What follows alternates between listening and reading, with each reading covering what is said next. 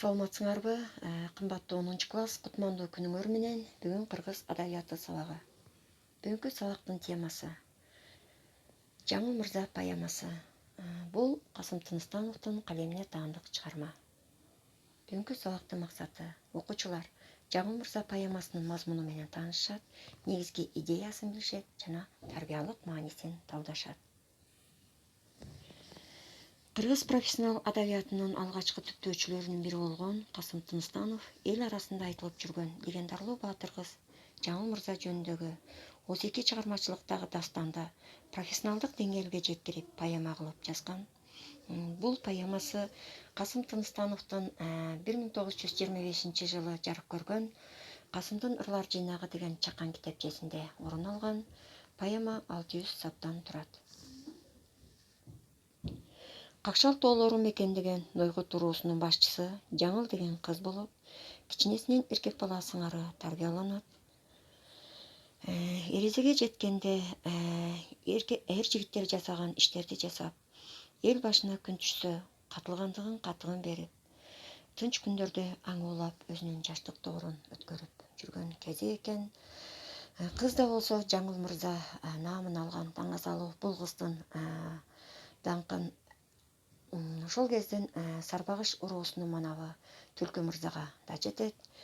Түлкү Мырза жолдошторун ээрчитип, эски салт боюнча Жаңылды алуу ниети менен Кашкал тарапка бет алат. 3 жолдошу менен Жаңылдын айылына келип, Жаңыл аңуулап жүргөн кез экен. Жаңыл жок кезде анан жылкысын айдап жөнөйт. Бул барымтачылардын бул иши Жаңылга жетет. Жаңыл карданган тийден кер тайганын ээрчитип алардын артынан кууп жөнөйт. Барымтачылар өргүгө токтоп, түн караңгысында от жагып, эт кайнатып жатканда Жаңыл аларга жетип келет. От башында отурган 4 баатырдын жүзүн көрөт. Түлкү баатырды көрүп купуя сүйүп калат. Ал аңгыча кер тайган казылып жаткан ошол казандын жанына шыйпаңдап барып калган экен. Аны тааныган Түлкү канчыктын канчыгы го деп заңк этет. Бул маскаралаган, басынткан сөзгө ардана түшкөн Жаңыл ачуусуна чыдабай баатырлардын 4-өөнү тең жаа менен өлө турган жерин атат. Кансырап жаткандардын жанына келип, жанды албастаган Түлкүгө аны сүйө тургандыгын, өлгүчө ага бапалуу экендигин убада кылат. Бир кыйла убакыт өткөндөн кийин казак-кыргыз уруу башчылары жыйын өткөрүп, Түлкү менен 3 баатырдын кунун куу максатында Жаңылдан өч алуу бүтүмүн чыгарат. Казак-кыргыз элинин сынчыларынын кеңеши боюнча Жаңылды айлакерлик менен колго түшүрүшөт, аны карган жалга аялдыкка беришет.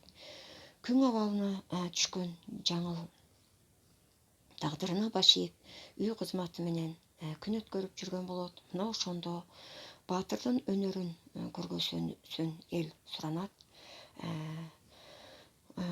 Буга Жаңыл көңүл сүнбөй атып макул болот. Жоокер кийимин кийип, саадак жаасын алып, күлүк атка минип, жаа тартыш чеберчилигин көрсөтө баштайт. Карап тургандарды мергенчилик таамайлыгы менен маашыркантат.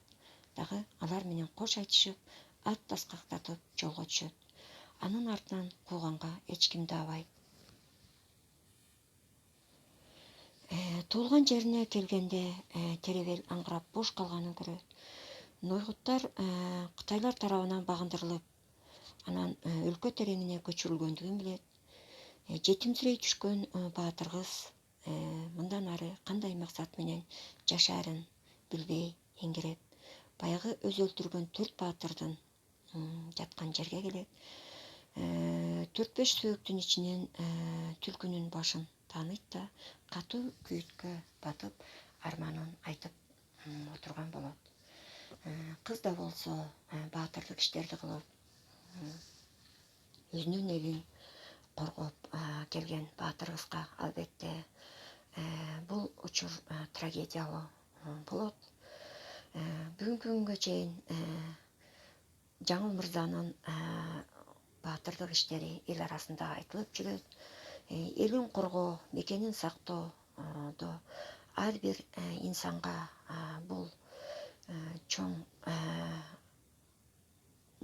кандайдыр бир багыт баатырлыкка багыт берүүчү чоң үлгү берүүчү чыгарма катары карайбыз бул чыгарманы.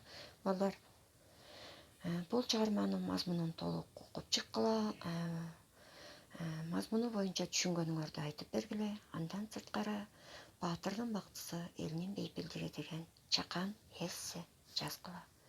Саламатта болгула балдар.